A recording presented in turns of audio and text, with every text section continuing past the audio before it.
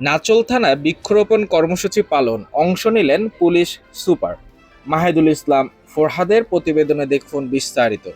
চাঁপাইনবাবগঞ্জের নাচোল থানায় বৃক্ষরোপণ কর্মসূচি 2026-এর অংশ হিসেবে বৃক্ষরোপণ কর্মসূচি অনুষ্ঠিত হয়েছে। বুধবার 15 জুলাই বিকেল 3টায় নাচোল থানা প্রাঙ্গণে এই কর্মসূচির আয়োজন করা হয়।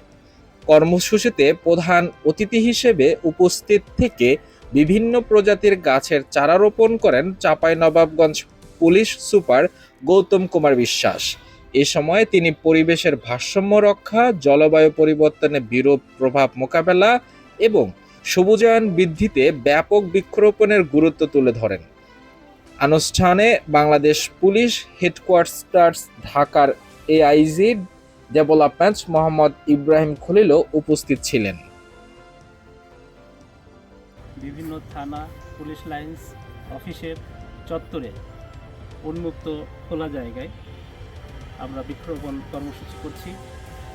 আজকে আমরা চাঁপাইনবাবগঞ্জ জেলার নাচোল থানায় আমাদের যে থানা চত্বরে যে উন্মুক্ত জায়গা রয়েছে এখানে বৃক্ষরোপণ কর্মসূচি পালন করছি।